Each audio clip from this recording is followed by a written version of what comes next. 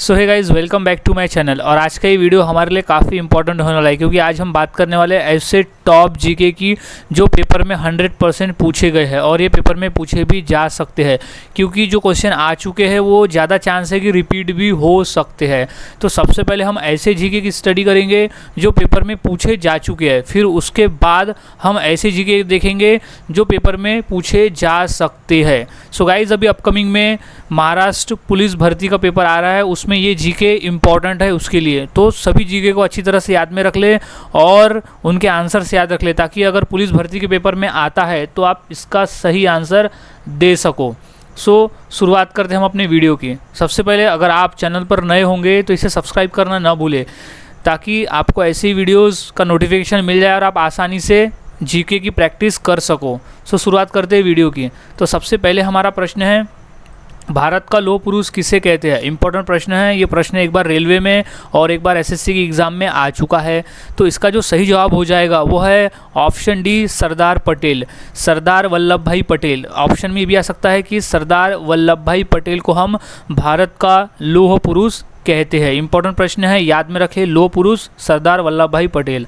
अगला सवाल है, भूपेन हजारिका सेतु का निर्माण किस राज्य में किया गया? इंपॉर्टेंट प्रश्न है, ये प्रश्न आ चुका है एसएससी के पेपर में। तो इसका जो सही जवाब हो जाएगा वो है ऑप्शन डी, असम राज्य में। असम राज्य में भूपेन हजारिका सेतु का निर्माण किया गया है, याद रखें। अगला सवाल है, योग के कितने चरण होते हैं? इंपॉर्टेंट है, ये क्वेश्चन आ चुका है एसएससी और यूपी पुलिस के भर्ती के एग्ज़ाम में। ये चांस है कि इस बार भी ये महाराष्ट्र पुलिस के एग्ज़ाम में रिपीट हो सकता है।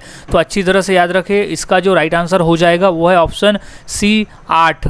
योग के 8 चरण होते हैं। इंपॉर्टेंट प्रश्न है, याद में रखें। अगला सवाल है, घड़ी का आविष्कार किसने किया था? इंपॉर्टेंट प्रश्न है। ये प्रश्न पिछले बार जब पुलिस भर्ती का पेपर आया था उसमें ये क्वेश्चन पूछा गया था। तो इसका जो सही जवाब है वो ऑप्शन बी हो जाएगा, पीटर ने। पीटर नामक एक वैज्ञानिक है जिसने घड़ी का आविष्कार किया था, यानी घड़ी उसने बनवाया था।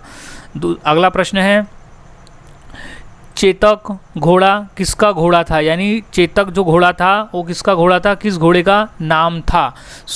इम्पोर्टेंट प्रश्न है। ये प्रश्न भी यूपी पुलिस के पेपर में आ चुका है। तो इसका जो सही जवाब हो जाएगा वो है ऑप्शन डी, राणा प्रताप। राणा प्रताप के घोड़े का नाम था चेतक। चेतक राणा प्रताप के घोड़े का नाम था। अगला सवाल है, मनुष्य के दिमाग में कितना प्रतिशत पानी होता है? इंपॉर्टेंट प्रश्न है। ये प्रश्न पूछा जा चुका है रेलवे के एग्जाम में। तो इसका जो सही जवाब हो जाएगा वो है ऑप्शन डी, 80%। मनुष्य के दिमाग में 80% तो पानी ही होता है। Right answer is 80%।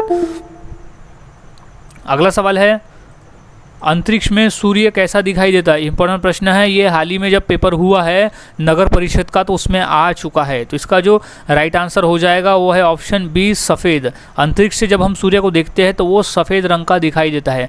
गाइज, यहाँ हम जितने भी क्वेश्चन देख रहे हैं वो तो पेपर में पूछे जा चुके हैं और चांस है कि आने वाले जो गवर्नमेंट के एग्ज़ाम है वो एग्ज़ाम में ये क्वेश्चन रिपीट हो सकते हैं। तो हमें अच्छी तरह से आंसर्स को याद में रखना होगा।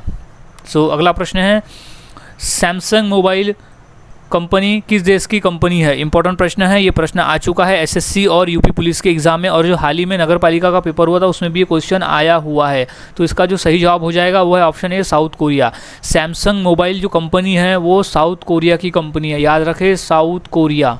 अगला सवाल है, रिजर्व बैंक ऑफ इंडिया का मुख्यालय कहाँ पर स्थित है? मोस्ट इंपॉर्टेंट क्वेश्चन है ये, अच्छी तरह से इसे याद में रख ले कि रिजर्व बैंक ऑफ इंडिया यानी आरबीआई का मुख्यालय कहाँ पर है। मोस्ट इंपॉर्टेंट क्वेश्चन है ये। तो इसका जो सही जवाब हो जाएगा वो है ऑप्शन ए, मुंबई में है। मुंबई में। इंपॉर्टेंट प्रश्न क्यों है? क्योंकि ये एसएससी के पेपर में 2 बार, रेलवे में 1 बार और जो नगर पालिका के पेपर हुए थे उसमें भी ये क्वेश्चन पूछा जा चुका है। अच्छी तरह से याद रख ले, रिजर्व बैंक ऑफ इंडिया का मुख्यालय है मुंबई में, मुंबई। अगला सवाल है, सबसे कम क्षेत्रफल वाला राज्य कौन सा? इंपॉर्टेंट प्रश्न है। ये जब महाराष्ट्र पुलिस की भर्ती आई थी पिछले साल तब ये प्रश्न उसमें पूछा गया था। ये क्वेश्चन रिपीट हो सकता है। तो इसका जो सही जवाब है ऑप्शन बी, गोवा। गोवा राज्य जो है वो सबसे कम क्षेत्रफल वाला राज्य है भारत में। हमारे भारत देश का जो सबसे छोटा राज्य है वो है गोवा, क्योंकि इसकी जो क्षेत्रफल है वो बाकी राज्यों की तुलना में सबसे कम है। अगला सवाल है, हवा महल कहाँ स्थित है? मोस्ट इंपॉर्टेंट प्रश्न है, ये प्रश्न भी पुलिस भर्ती के पेपर में पूछा जा चुका है। सो इंपॉर्टेंट कर ले और इसे अच्छी तरह से याद रखें कि हवा महल स्थित है ऑप्शन ए जयपुर में, जयपुर यानी राजस्थान। सो जयपुर में स्थित है हवा महल। कभी ऑप्शन में आ जाता है कि हवा महल कहाँ स्थित है, सो कभी स्टेट जो हमारे राज्य वो ऑप्शन में आते हैं तो फिर जयपुर आता है। सो अगर राज्य आते हैं तो राजस्थान करना है, अगर शहर का नाम आता है तो जयपुर करना होगा, राइट आंसर। अगला सवाल है, भारत में लाइसेंस प्राप्त करने की आयु क्या है? इंपॉर्टेंट प्रश्न है, ये प्रश्न पुलिस भर्ती और जो आरटीओ के पेपर हुए थे उसमें ये क्वेश्चन पूछा गया था कि भारत में लाइसेंस प्राप्त करने की आयु क्या है। तो इसका जो सही जवाब है वो है 18 साल। व्यक्ति जब 18 साल के ऊपर का हो जाता है तब उसे लाइसेंस प्राप्त होता है, यानी वो लाइसेंस के लायक हो जाता है। 18 साल के नीचे वाले को लाइसेंस नहीं मिलता, 18 साल के ऊपर वाले को ही लाइसेंस दिया जाता है।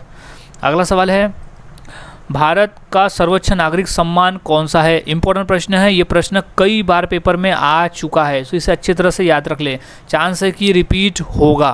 सो इसका जो सही जवाब है वो ऑप्शन ए है भारत रत्न। भारत रत्न पुरस्कार जो है वो भारत का सबसे बड़ा नागरिक सम्मान पुरस्कार है, भारत रत्न। इंपॉर्टेंट प्रश्न है भारत रत्न। अगला सवाल है, लालगढ़ महल कहाँ स्थित है? इंपॉर्टेंट प्रश्न है, इसे अच्छी तरह से याद में रख ले कि लालगढ़ महल कहाँ स्थित है। क्वेश्चन ये रिपीट हो सकता है। इसका सही जवाब है ऑप्शन सी बीकानेर। बीकानेर में लालगढ़ महल जो स्थित है वो है बीकानेर में। इंपॉर्टेंट प्रश्न है, अच्छे से इसे याद में रख ले, बीकानेर। गाइस हम जितने भी क्वेश्चन देख रहे हैं वो सभी इंपॉर्टेंट है, सभी पुलिस भर्ती के एग्ज़ाम में आए हुए हैं। सो अच्छे से याद में रख ले। तो इसका जो अगला सवाल है, बाबर ने भारत पर कितने बार आक्रमण किया था? मोस्ट इंपॉर्टेंट प्रश्न है, ये 2 बार यूपी पुलिस के एग्ज़ाम में आ चुका है और एक बार यूपीपीएससी के पेपर में भी ये आया हुआ है। तो इसका सही जवाब हो जाएगा ऑप्शन डी 5 बार।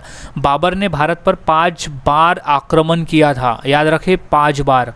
अगला सवाल है, अंग्रेज़ों ने अपनी भारत में पहली फैक्ट्री कहाँ स्थापित की थी? मोस्ट इंपॉर्टेंट क्वेश्चन है, ये क्वेश्चन पूछा जा चुका है एसएससी के एग्ज़ाम में।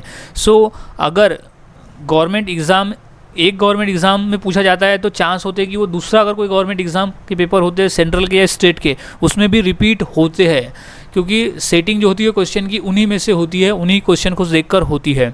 तो हमारा सवाल था कि अंग्रेज़ों ने अपनी भारत में अपनी पहली फैक्ट्री कहाँ पे डाली थी? तो इसका जो सही जवाब है ऑप्शन बी सूरत में, सूरत जो कि है गुजरात में। सो अंग्रेज़ों ने अपनी पहली भारत में पहली जो फैक्ट्री डाली थी वो डाली थी सूरत में। इंपॉर्टेंट प्रश्न है, अच्छे से याद में रख ले। अगला सवाल है, कबड्डी खेल में कितने खिलाड़ी होते हैं? यहाँ बात हो रही है एक दल में, 2 दल आपस में खेलते हैं कबड्डी, लेकिन यहाँ बात हो रही है कि एक दल में कितने खिलाड़ी होते हैं। तो इसका जो सही जवाब हो जाएगा वो है ऑप्शन डी 7 खिलाड़ी। कबड्डी खेल में एक दल में 7 खिलाड़ी होते हैं। इंपॉर्टेंट प्रश्न है, ये प्रश्न आ चुका है रेलवे भर्ती के एग्ज़ाम में, लोको पायलट के जो एग्ज़ाम हुए थे उसमें क्वेश्चन पूछा गया था। अगला सवाल है, ऊँट का लगभग जीवन काल कितने वर्ष का होता है? इंपॉर्टेंट प्रश्न है, ये प्रश्न बेसिक है लेकिन ये प्रश्न नगर पालिका के पेपर में आ चुका है। सो इसका जो सही जवाब हो जाएगा वो है ऑप्शन डी 30 वर्ष। 30 वर्ष ऊँट की लगभग जो जीवन काल है वो 30 वर्षों की होती है, मैक्सिमम 30 साल का तो उनका वर्ष होता ही है अगर वो पूरी तरह से अपनी जीवन जीते हैं। अगला सवाल है, स्टेट बैंक ऑफ इंडिया का पुराना नाम क्या है? इंपॉर्टेंट प्रश्न है, ये प्रश्न रेलवे के एग्ज़ाम में आ चुका है। तो इसका जो राइट आंसर हो जाएगा वो है option C bank of Bharat. Bank of Bharat यानी स्टेट बैंक ऑफ इंडिया का पुराना नाम था बैंक ऑफ भारत। अगला सवाल है, राष्ट्रपति चुनाव संबंधी मामले किसके पास भेजे जाते हैं? सो इंपॉर्टेंट प्रश्न है, ये प्रश्न आ चुका है यूपीपीएससी के पेपर में। तो इसका जो राइट आंसर हो जाएगा वो है ऑप्शन ए उच्चतम न्यायालय यानी सुप्रीम कोर्ट। राष्ट्रपति चुनाव संबंधी जो मामले होते हैं वो उच्चतम न्यायालय के पास भेजे जाते हैं। इंपॉर्टेंट प्रश्न है, अच्छी तरह से याद में रख लें। अगला सवाल है, भारतीय रेल का राष्ट्रीय रेलकरण कब हुआ था? इंपॉर्टेंट प्रश्न है, इसे याद में रख ले, ये क्वेश्चन आ चुका है रेलवे के एग्जाम में। तो इसका जो सही जवाब है वो ऑप्शन ए 1950 में। भारतीय रेल का जो राष्ट्रीयकरण हुआ था वो था 1950 में। इंपॉर्टेंट प्रश्न है, इसे अच्छी तरह से याद में रख ले क्योंकि ये क्वेश्चन रिपीट हो सकता है। अगला सवाल है, दिल्ली से पहले भारत की राजधानी कहाँ पर थी यानी कौन सी थी? इंपॉर्टेंट प्रश्न है गाइज, ये प्रश्न भी पूछा जा चुका है। तो इसे आंसर सही तरह से देख ले कि ये आंसर हो जाएगा ऑप्शन डी कोलकाता। कोलकाता भारत अभी तो दिल्ली है उसकी राजधानी, लेकिन दिल्ली के पहले कोलकाता उसकी राजधानी हुआ करती थी। इंपॉर्टेंट प्रश्न है, ये प्रश्न पूछा जा चुका है। अगला सवाल है, गुप्त समाज की स्थापना किसने की थी? इंपॉर्टेंट प्रश्न है, ये जो पिछले बार पुलिस भर्ती का एग्जाम हुआ था उसमें ये क्वेश्चन आया हुआ है। तो इसका जो राइट आंसर हो जाएगा वो है ऑप्शन बी, चंद्रगुप्त। गुप्त समाज की स्थापना की थी चंद्रगुप्त ने। इंपॉर्टेंट प्रश्न है, इसे अच्छी तरह से याद में रख ले कि गुप्त समाज की स्थापना की थी चंद्रगुप्त ने। अगला सवाल है, मोहम्मद गोरी कहाँ का शासक था? इंपॉर्टेंट प्रश्न है, ये प्रश्न आ चुका है रेलवे के और एसएससी के पेपर में। सो इसका जो सही जवाब हो जाएगा वो है ऑप्शन ए, अफगानिस्तान। मोहम्मद गौरी जो का शासन था अफगानिस्तान में, वहाँ का वो शासक था। अगला सवाल है, कुचिपुड़ी नृत्य कहाँ आरंभ हुआ था? कुचिपुड़ी जो डांस है वो किस राज्य में आरंभ हुआ था? इंपॉर्टेंट प्रश्न है, ये प्रश्न आ चुका है यूपी पुलिस के भर्ती के पेपर में। तो इसका जो राइट आंसर हो जाएगा वो है ऑप्शन बी, आंध्र प्रदेश। आंध्र प्रदेश में कुचिपुड़ी नृत्य का आरंभ हुआ था। इंपॉर्टेंट प्रश्न है। अगला सवाल है, भारत की प्रथम महिला शासक कौन बनी थी? इंपॉर्टेंट प्रश्न है, ये प्रश्न आ चुका है टीचर भर्ती के पेपर में। तो इसका जो राइट आंसर हो जाएगा वो है ऑप्शन बी, रजिया बेगम। रजिया बेगम जो थी वो भारत की प्रथम महिला शासक बनी थी।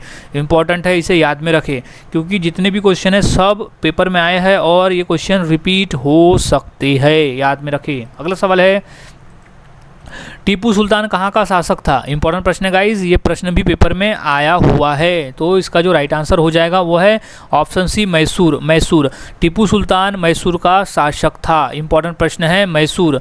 सो अच्छे से याद रखें, टीपू सुल्तान जो था वो मैसूर का शासक था। अगला सवाल है, निम्नलिखित में से कौन सा सबसे पुराना स्मारक है? जो ऑप्शन में दिए गए हैं उसमें से सबसे पुराना स्मारक कौन सा है? तो इसका जो राइट आंसर हो जाएगा वो है ऑप्शन सी, अजंता की गुफाएं। अजंता गुफाएं जो है वो सबसे पुराना है स्मारक, सबसे पुराना अजंता की गुफाएं। अगला सवाल है, पानीपत की तीसरी लड़ाई कब हुई थी? इंपॉर्टेंट प्रश्न है, ये प्रश्न भी पूछा जा चुका है पेपर में रेलवे में। सो चांस है कि ये पेपर में क्वेश्चन रिपीट हो सकता है। सो इसका जो सही जवाब है वो है 1761 में पानीपत की तीसरी लड़ाई हुई थी, 1761। अगला सवाल है, अलीगढ़ मुस्लिम विश्वविद्यालय के संस्थापक कौन थे? इंपॉर्टेंट है, ये आया था एसएससी के पेपर में। सो इसका जो राइट आंसर हो जाएगा वो है सर सैयद अहमद। सर सैयद अहमद जो थे वो अलीगढ़ मुस्लिम विश्वविद्यालय के संस्थापक थे। इम्पॉर्टेंट है ये।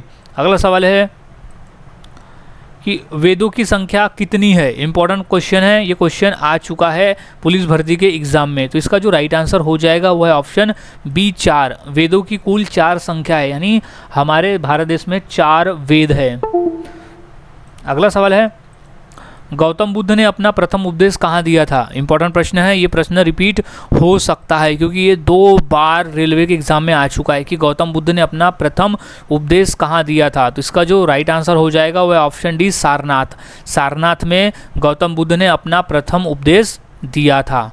सो गाइज, आज हमने ऐसे टोटल 30 इंपॉर्टेंट क्वेश्चन देखे जो आने वाले पेपर के लिए काफ़ी इंपॉर्टेंट है क्योंकि अभी जो पेपर आने वाला है वो महाराष्ट्र पुलिस भर्ती का पेपर होने वाला है और उसमें इस तरह के जीके ही पूछे जाते हैं। सो ये मैंने देखा है कि जितने भी टोटल अभी तक एग्जाम हुए तो उसमें से मैंने ऐसे 30 क्वेश्चन निकाल के आज प्रैक्टिस किया है जो पेपर में आ चुके हैं। तो ये सभी क्वेश्चंस को अच्छी तरह से याद में रख लें ताकि अगर ये क्वेश्चन रिपीट होते और पेपर में आते तो इसका सही आंसर आप दे सको। सो मिलता हूँ ऐसी और एक नए जीके के साथ, नए जीके वीडियो के साथ अगले क्लास में। अगर चैनल पर नए होंगे तो इसे सब्सक्राइब करना ना भूलें और बेल आइकन को दबा दें ताकि मैं ऐसे ही क्वेश्चन लाकर आपको जीके की प्रैक्टिस करवाता रहूँ।